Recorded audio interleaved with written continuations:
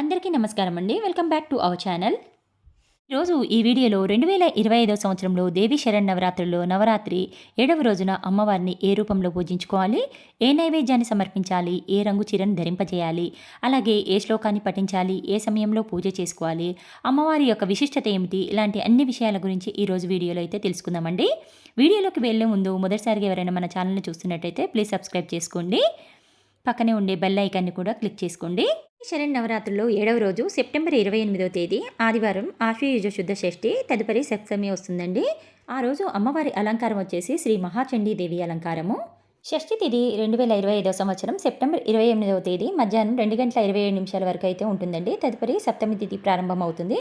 సప్తమి తిథి సెప్టెంబర్ 29న సాయంత్రం 4 గంటల 32 నిమిషాల వరకు అయితే ఉంటుందండి.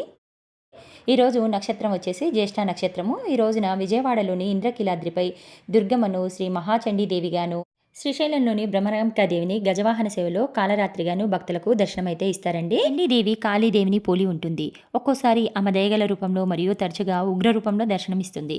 చండీదేవిని దయగల రూపంలో ఉన్నప్పుడు ఉమా, గౌరీ, పార్వతి లేదా హైమావతి, శాంతాక్షి, శాకంబరి దేవి, అన్నపూర్ణ, జగన్మాత మరియు భవానీగా పిలుస్తారు. అలాగే భయంకరమైన రూపంలో ఉన్నప్పుడు ఆమెని దుర్గా, కాళీ మరియు శామచండి లేదంటే చండికా భైరవి, చిన్న మాస్తా మొదలైన పేర్లతో పిలువబడతారు. సృష్టి జరగటానికి మరియు అభివృద్ధి చెందడానికి, తిరిగి లయం కావడానికి అవసరమైన శక్తి అంతా ఆమెలోనే ఉంది. ఆమె ఆదిపరాశక్తి, జ్ఞానశక్తి, ఇచ్ఛా, క్రియాశక్తి మరియు కుండలిని శక్తి. అందుకే ఆమెకు అంత ప్రాధాన్యం. లోకరక్షకురాలైన అమ్మవారి స్వరూపాల్లో ఒకటి. లోక కళ్యాణం కోసం, విశేష కార్యసిద్ధి కోసం, సకల చరాచర జగత్తు సృష్టికి, స్థితికి, లయకు మూల కారణమైన జగన్మాతను ఆరాధించడం అనాదిగా వస్తుంది. ఆదితత్వాన్ని స్త్రీమూర్తిగా భావించి చేసే ప్రకృతి ఉపాసనే శ్రీ విద్య. అది లలితా పారాయణం, చండీ పారాయణం అని 2 రకాలుగా బ్రహ్మాండ పురాణం, దేవి భాగవతం లలితాదేవి మహిమని చెప్తే, మార్కండేయ పురాణం చండీ మహిత్యాన్ని వివరిస్తుంది.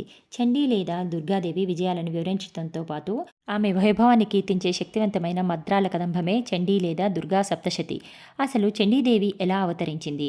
మన హిందూ పురాణాలు మరియు హిందూ మత విశ్వాసాల ప్రకారం రాక్షసులు ఇంద్రుడి సింహాసనాన్ని లాక్కునే సమయం వచ్చినప్పుడు దేవతలు అందరూ ఒకచోట సమావేశమై ఆ పరమశివుని వద్దకు వెళ్ళి రాక్షసుల గురించి చెప్తారు.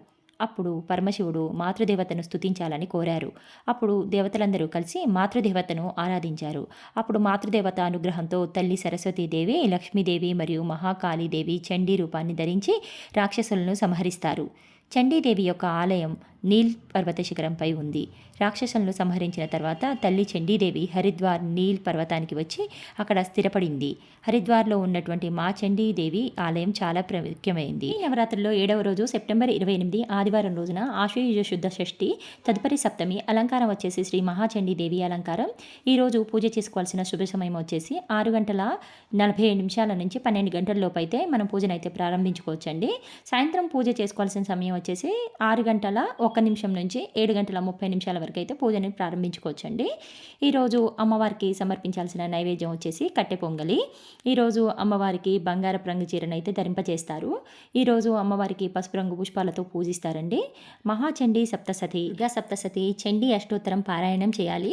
ఇంకా నేను స్క్రీన్ పైన చూపిస్తున్న అమ్మవారి మూలమంత్రాన్ని అయితే మీకు ఎన్నిసార్లు చదవటం కుదిరితే అన్నిసార్లు అయితే చదువుకోండి. నేను పైన చూపించిన నైవేద్యాలు కానీ పుష్పాలు కానీ మీకు అందుబాటులో లేకపోతే మీకు దొరికిన వాటితోనైనా అమ్మవారికి పూజ చేసుకోవచ్చండి. మీరు చేసుకోగలిగిన నైవేద్యంతో పాటు అమ్మవారికి పూజ అయితే చేసుకోవచ్చండి. ఇవేమి కూడా చదవటం రాకపోతే ఓం శ్రీ మాత్రే నమః అనుకున్నా కానీ చాలు. అమ్మవారికి చిన్న బెల్లం ముక్క పెట్టినా ఆనందపడతారు. ఈరోజు అమ్మవారిని పూజించడం వల్ల శత్రుపీడ, భీతి తొలగిపోతుంది. ఇదండి ఈరోజు వీడియో. మహాచండీ అవతారం గురించిన పూర్తి వివరాలు అయితే మీకు తెలియజేశానని అనుకుంటున్నాను. ఈ వీడియో కనుక మీకు నచ్చినట్టయితే లైక్ చేయండి, షేర్ చేయండి, సబ్స్క్రైబ్ చేసుకోండి. అంతవరకు సెలవు. నమస్కారం.